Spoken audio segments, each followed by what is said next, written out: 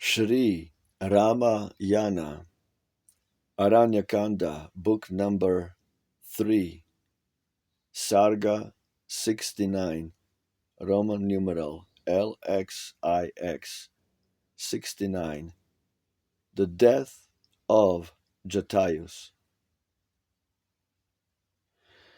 As Rama viewed with heartfelt pain the vulture whom the fiend had slain, in words with tender love impressed, his brother chief he thus addressed: "This royal bird, with faithful thought, for my advantage strove and fought. Slain by the fiend in mortal strife, for me he yields his noble life. See, Lakshman, how his wounds have bled. His struggling breath will soon have fled. Faint is his voice and near to die. He scarce can lift his trembling eye. JATÁYUS, if thou still can speak, give the answer that I seek. The fate of ravished Sita tell, and how thy mournful chance befell. Say why the giant stole my dame. What have I done that he could blame?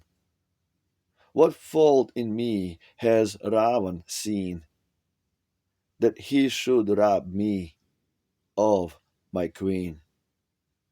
How looked the lady's moon-bright cheek? What were the words she found to speak? His strength, his might, his deeds declare, and tell the form he loves to wear. To all my questions make reply, where does the giant's dwelling lie? The noble bird his glances bent on Rama as he made lament, and in low accents, faint and weak, with anguish thus began to speak: Fierce Ravan, king of giant race, stole Sita from thy dwelling place. He calls his magic art to aid, with wind and cloud and gloomy shade. When in the fight my power was spent, my wearied wings he cleft and rent. Then round the dame his arms he threw, and to the southern region flew. O Raghu's son, I gasp for breath. My swimming sight is dim in death.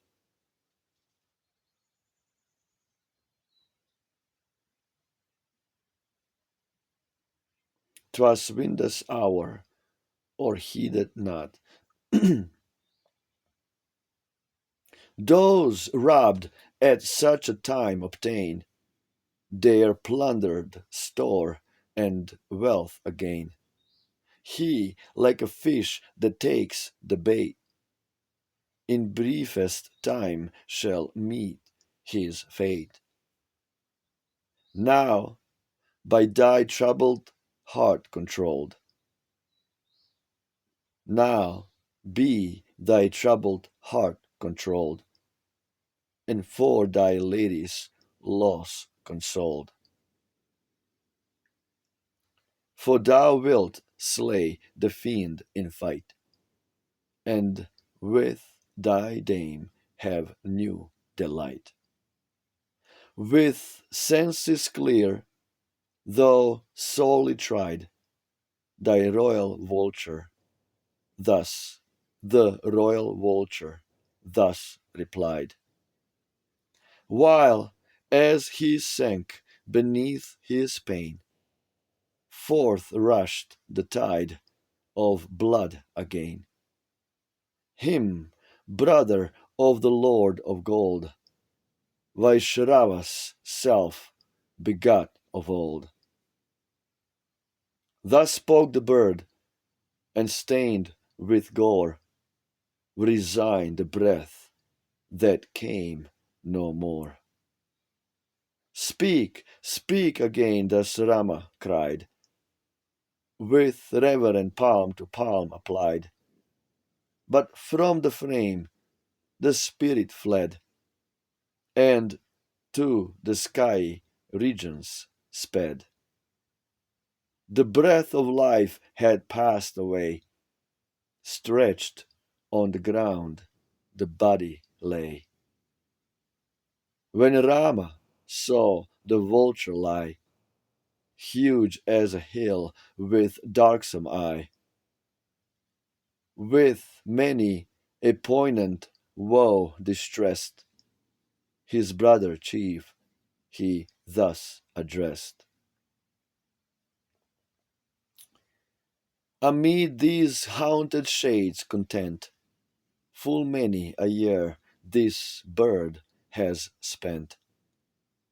His life in home of giants past, in Dundak wood he dies at last. The years in lengthened course have fled, untroubled o'er the vulture's head, and now he lies in death for none the stern decrees of fate may shun. See, Lakshman, how the vulture fell, while from my while for my sake he battled well, and strove to free with onset bold my Sita from the giant's hold. Supreme amid the vulture king, his ancient rule the bird. Supreme amid the vulture kind, his ancient rule the bird resigned, and conquered in though fruitless strife, and conquered in though fruitless strife, gave for my sake his noble life. O Lakshman, many a time we see great souls who keep the law's decree, with whom the weak sure refuge find in creatures of inferior kind. The kiss of her, my darling queen, strikes with a pang less fiercely keen than now this slaughtered bird to see, who nobly fought and died for me. As Dasharatha, good and great, was glorious in his high estate, honored by all to all endeared, so was this royal bird revered.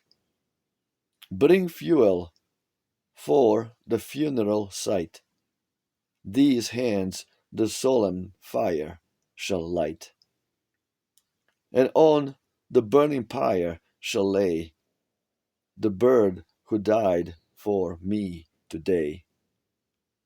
Now on the gathered wood shall lie the Lord of all the birds that fly, and I will burn with honors due my champion whom the giant slew. O royal bird of noblest heart, graced with all funeral rites depart, to bright celestial seats above, rewarded for thy faithful love. Dwell in thy happy home with those whose constant fires of worship rose.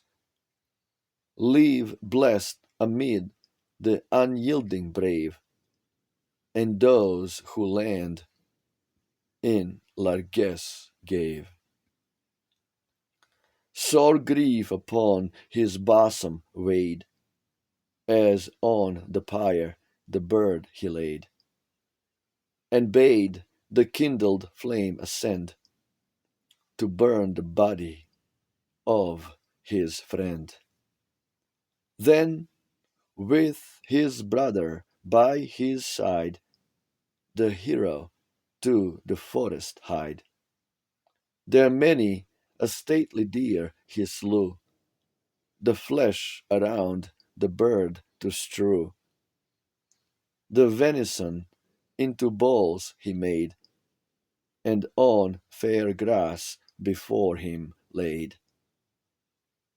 Then, that the parted soul might rise and find free passage to the skies, each solemn word and text he said, which Brahmans uttered o'er the dead. Then hastening went the princely pair to bright Godavari, and there libations of the stream they poured in honor of the vulture lord. With solemn ritual to the slain, as scripture's holy texts ordain. Thus offerings to the bird they gave, and bathed their bodies in the wave. The vulture monarch having wrought a hard and glorious feat, honored by Rama, sage in thought, soared to his blissful seat. The brothers, when each rite was paid to him of birds supreme, their hearts with new found comfort stayed, and turned them from the stream. Like sovereigns of celestial race, within the wood they came, each pondering the means to trace the captor of the dame. Absolutely beautiful. Sri Ramayana, the greatest love story ever told, when God walked this earth as if an ordinary man. JATÁYUS, that's Roman Rama's eagle, the famous Roman eagle, that's JATÁYUS, who fought well for Rama. Jai Shri Rama, Jai Shri Ram, Hail Ram, Roma Victa, victory to Rama, larger than life, Rome and Christ, Rama and Krishna. Ciao.